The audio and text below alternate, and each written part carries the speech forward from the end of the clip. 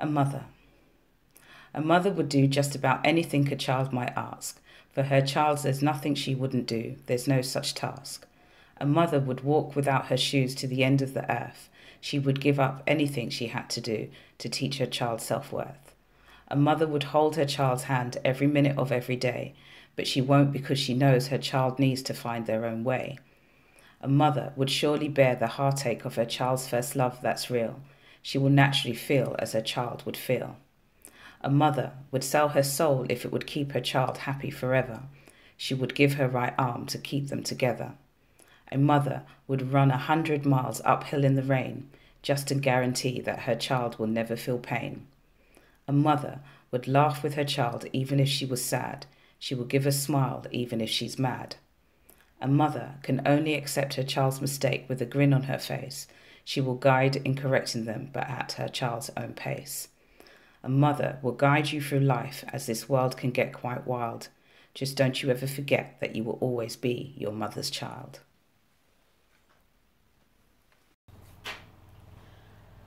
A mother. A mother. The word mother has actually the meaning, the feeling, and everything about it has actually changed, because I became a mother at the age of 19 years old.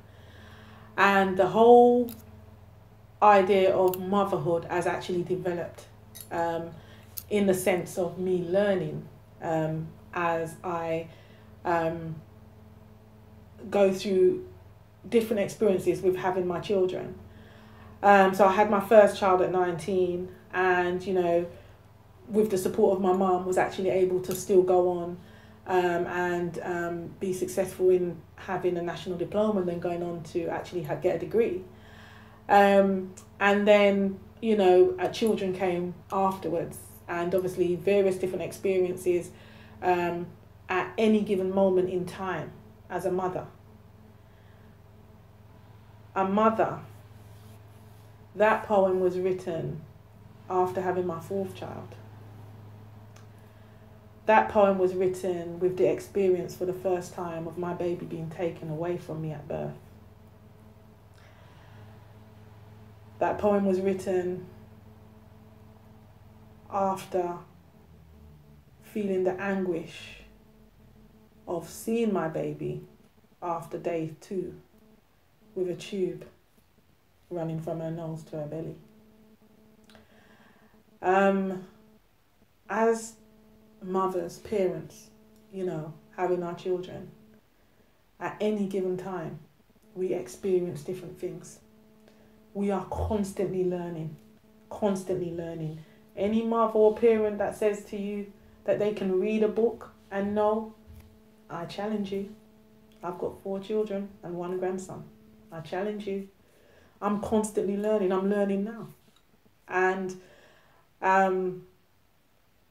that poem was written at a point in time. And I'm serious when I say a point in time, because a poem that I write maybe in the next 5 years may have a different concept, may have a different meaning, because my journey as a mother is I'm still traveling. That poem was written at a unique place where I was very, very reflectful and thinking about how much sacrifice I would make for my children. So when you look at that poem in its wholesomeness, just think of me sitting by my baby and saying, if it is my life you want to take me. Not her. Take me. A mother would surely bear the heartache of her child's first love that's real. A mother would run 100 miles uphill in the rain just to guarantee that her child will never feel pain. I think those particular lines was definitely in 2 areas where my last child was born, and she was taken away from me, and she wasn't feeding, so she was in special baby care. She had a tube running from her nose to her belly, And I remember sitting there thinking, you always think the worst. And I was thinking, if it is that, someone's life has to end, let it be mine and not hers. And also I remember when I lost my grandchild through violence, and my daughter was actually at my house when she started bleeding. She actually had gone to the hospital and they had confirmed, yes, yes, you are actually miscarrying, and they sent her home. What had happened is that they had unfortunately thought that she was a lot younger in terms of how many weeks than she actually was.